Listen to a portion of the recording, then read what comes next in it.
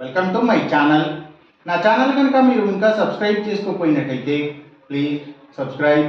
ఈరోజు మనం ఈ వీడియోలో 1 ఏప్రిల్ 2025 అంటే మంగళవారం రోజు స్టాక్ మార్కెట్ ఏ విధంగా ఉండబోతుంది అనే ప్రిడిక్షన్ వీడియోని మనం చూద్దాం.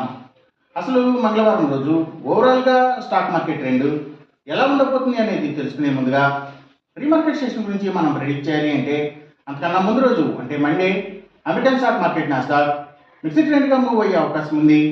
అందులో ఎక్కువగా నెగిటివ్గానే ట్రెండ్ అయ్యే అవకాశం ఉంది. అలాగే ఇక నెక్స్ట్ రోజు అంటే ట్యూస్డే మార్నింగ్ టైము ఒక పాజిటివ్ ట్రెండ్ని చూపించే అవకాశం ఉంది. ఏషియన్ మార్కెట్స్ ఒక పాజిటివ్ మూమెంట్ని చూపించే అవకాశం ఉంది. సో అలాంటి పాజిటివ్ ట్రెండ్ బిగినింగ్ మనకు దొరికిన తర్వాత మన మార్కెట్ ఓవరాల్ ట్రెండ్ మనం చూడాలి అంటే అది మిక్స్డ్ ట్రెండ్గా మూవ్ అయ్యే అవకాశం ఉంది. అందులో ఎక్కువగా నెగిటివ్గానే ట్రెండ్ అయ్యే అవకాశం ఉంది. అలాగే సేమ్ బ్యాంక్ నిఫ్టీ కూడా మిక్స్డ్ ట్రెండ్గానే మూవ్ అయ్యి అందులో ఎక్కువగా నెగిటివ్గానే ట్రెండ్ అయ్యే అవకాశం ఉంది. నిఫ్టీ ఐటీ మాత్రం కొంతవరకు పాజిటివ్గా ట్రెండ్ అయ్యే అవకాశం ఉంది. ఇక మనం ఇంట్రాడే స్టాక్ సెలెక్షన్ విషయంలో భాగంగా ముందుగా మనం గెయినర్స్ విషయం చూడాలి అంటే ఏవైతే ఎఫ్ఎంసీసీ సెక్టర్ స్టాక్స్ అలాగే ఫుడ్స్ అండ్ బెవరేజెస్కి సంబంధించిన కంపెనీల స్టాక్స్ మంచిగా గెయిన్ అయ్యే అవకాశం ఉంది.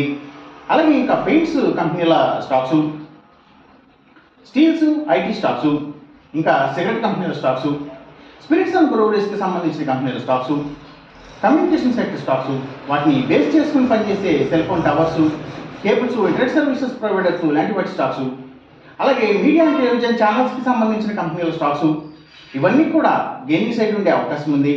అలాగే ఇంకా సినిమాల థియేటర్ల కంపెనీల stocks, private banks and financials కూడా అప్ ట్రెండ్ని చూపించే అవకాశం ఉంది మంగళవారం రోజున.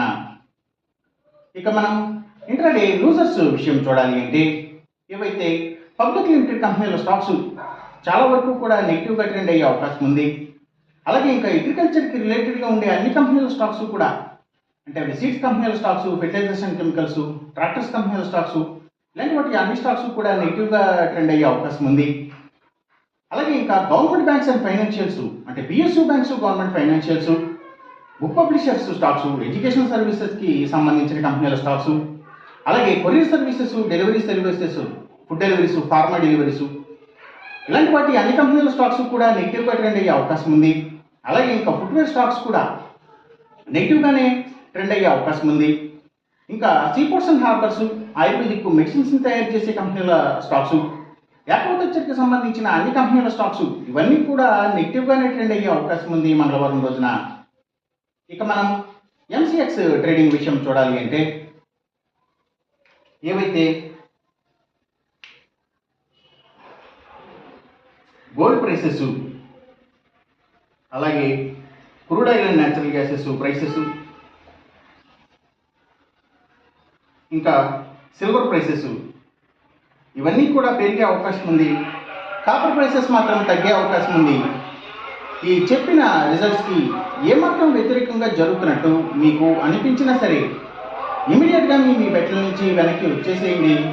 ఇది కేవలం ఒక ఆస్ట్రాలజికల్ ప్రెడిక్షన్ మాత్రమే, దయచేసి గమనించండి.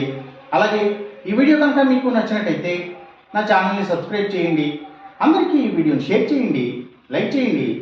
Thank you for watching.